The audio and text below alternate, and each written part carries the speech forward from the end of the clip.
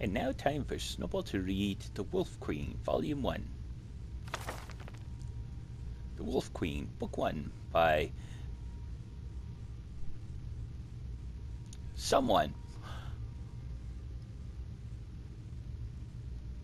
Wagin Jarth. From the pen of the 1st century, 3rd era sage, Monto Kai. Monto Sai? Monto Kai, 3E63. In the autumn tide of the year, Prince Pelagius, son of Prince Uriel, who is son of Empress Kentra, who is niece of the great Emperor Tiber Septim, came to the high rock city state of Camlorn. That's a lot of stuff. To pay court to the daughter of King Volstead. Her name was Quintilla, the most beauteous princess in Tamriel, skilled at all the maidenly skills, and an accomplished sorceress. 11 years a widower with a young son named Antiochus. Pelagius arrived at court to find that the city-state was being terrorized by a great demon werewolf. Instead of wooing Pelagius and Quintilla together,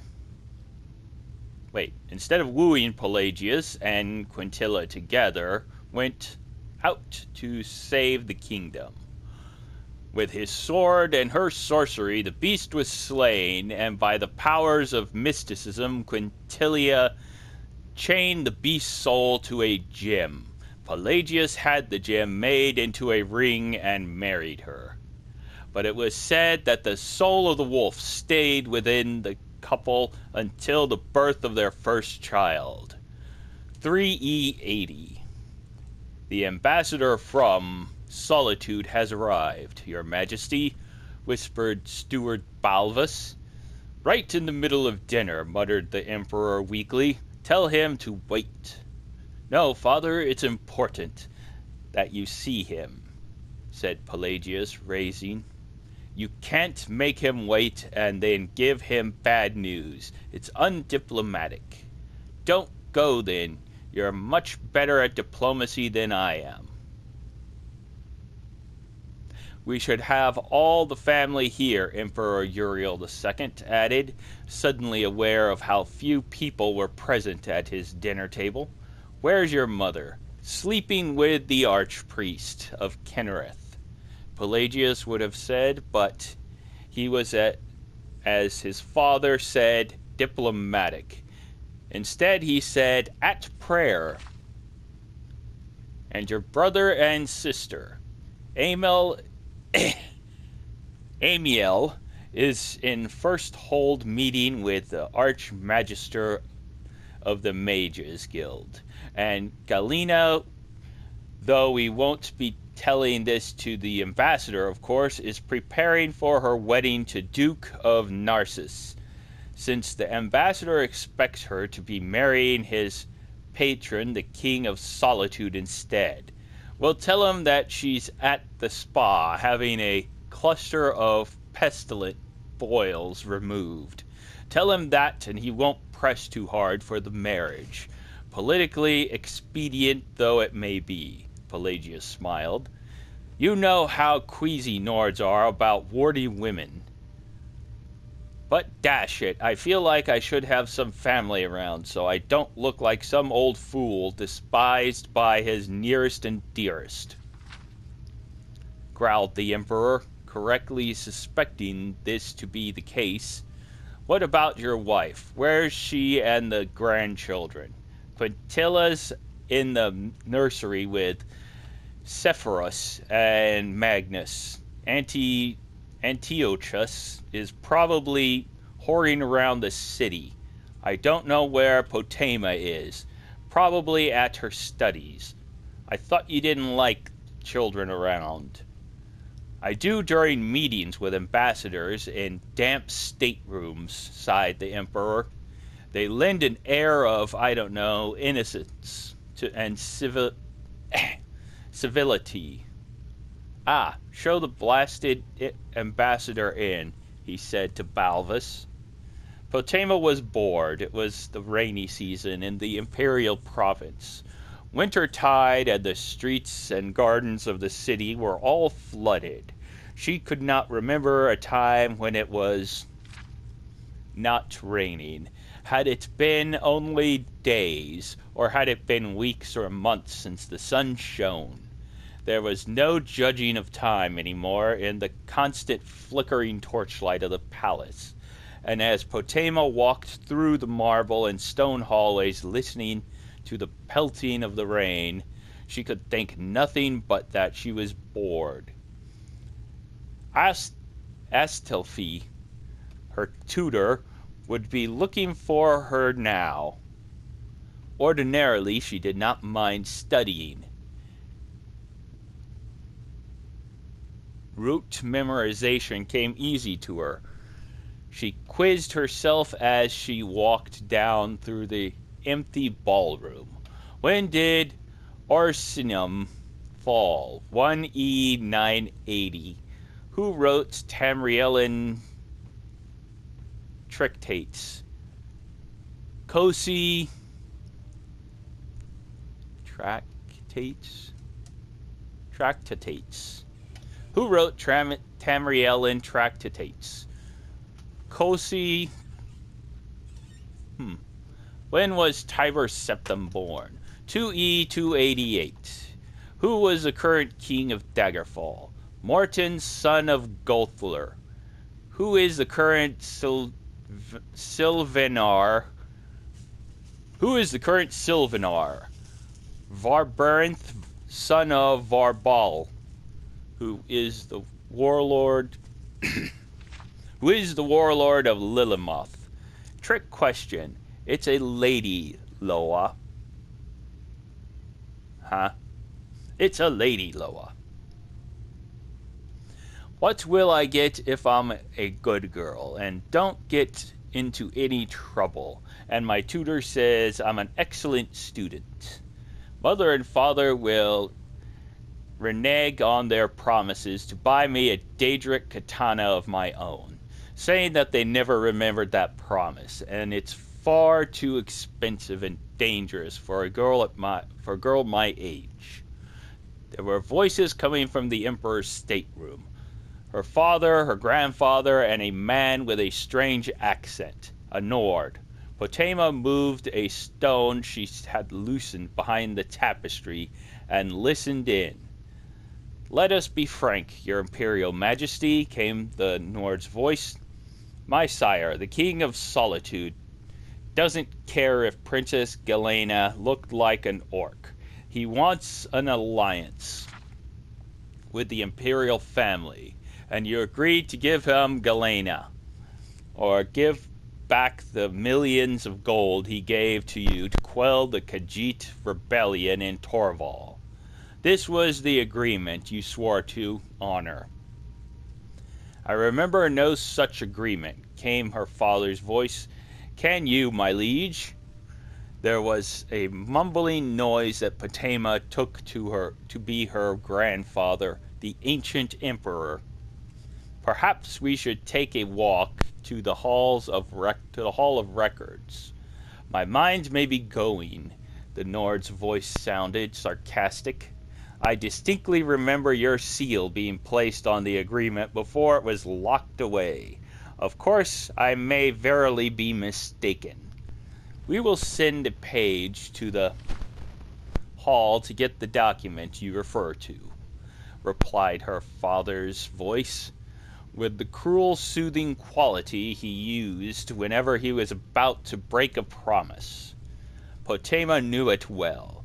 She replaced the loose stone and hurried out of the ballroom. She knew well how slowly the pages walked, used to running errands for a doddering emperor.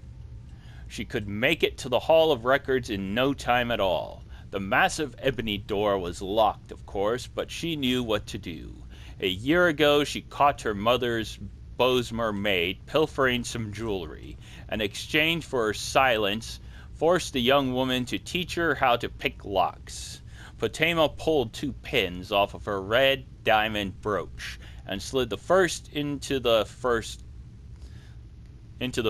lock, holding her hand steady and memorizing the pattern of tumblers and grooves within the mechanism. Each lock had a geography of its own.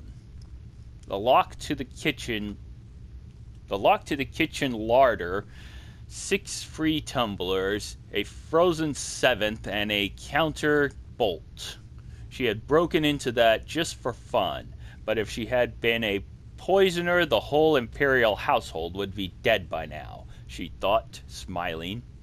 The lock to her brother's Antiochus' secret stash of Khajiit pornography, just 2 free tumblers and a pathetic poisoned quill, trap easily dismantled with pressure on the counterweight.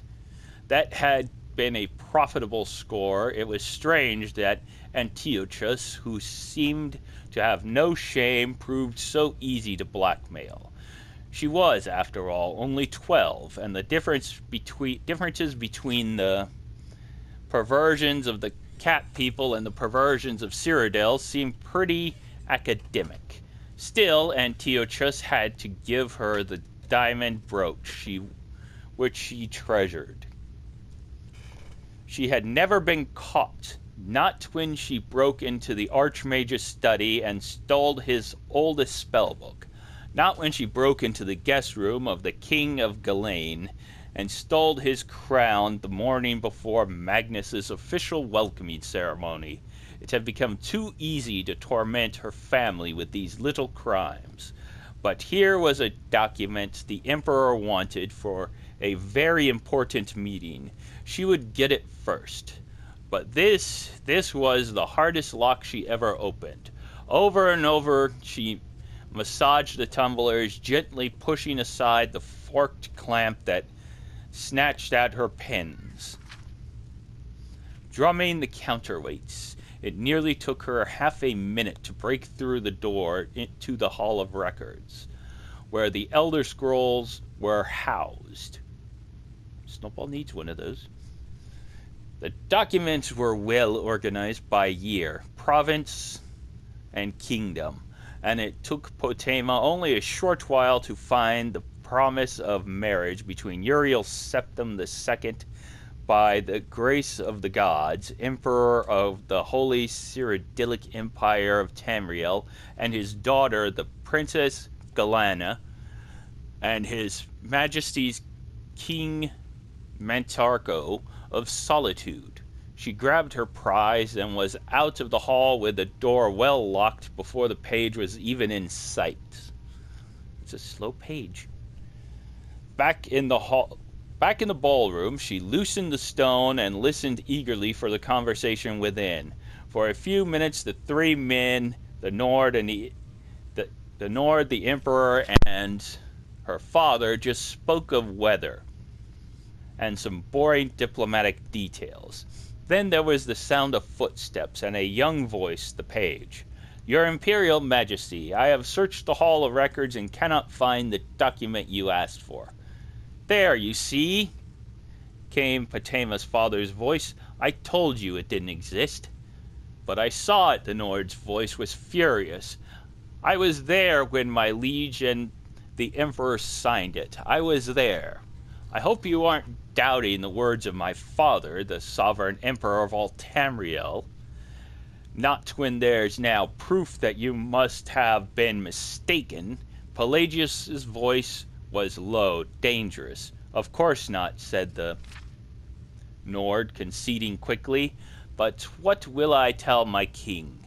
He is to have no connection with the imperial family and no gold returned to him, as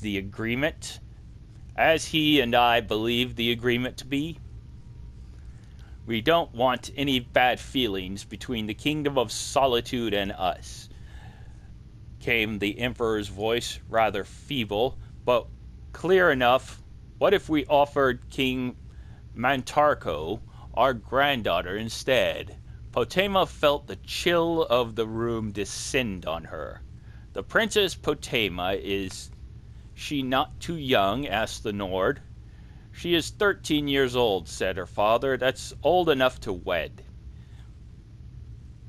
She would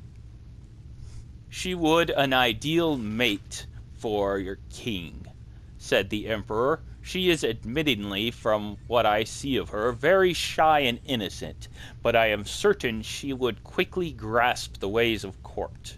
She is after all a septim. I think she would be an excellent queen of solitude, not too exciting but noble. The granddaughter of the Emperor is not as close as his daughter, said the Nord rather miserably, but I don't see how we can refuse the offer. I will send word to my king. You have our leave, said the Emperor, and Potema heard the sound of the Nord leaving the stateroom. Tears streamed down Potema's eyes. She knew who the King of Solitude was from her studies. Mantarko, 62 years old and quite fat, and she knew how far Solitude was and how cold in the northernmost clime. Her father and grandfather were abandoning her to the barbaric Nords. The voices in the room continued talking. Well acted, my boy. Now make sure you burn that document, said her father. My prince, asked the page's querulous voice.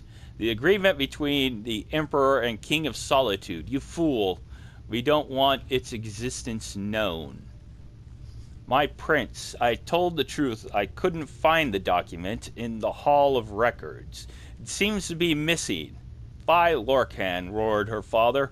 Why is everything in this palace always misplaced? Go back to the hall and keep searching until you find it. Potema looked at the document. Millions of gold pieces promised to the kingdom of Solitude in the event that Princess Galena not marrying the king. She could bring it to her She could bring it into her father, and perhaps as a reward he would not marry her to Mantiarco. Or perhaps not. She could blackmail her father and the Emperor with it and make the tidy sum of money, or she could produce it when she became Queen of Solitude to fill her coffers and buy anything she wanted. More than a Daedric katana. That was for certain. So many possibilities, Potema thought, and she found herself not bored anymore. That was The Wolf Queen, Volume 1, as read by Snowball in a crazily dramatic manner. Have a good day. Bye-bye.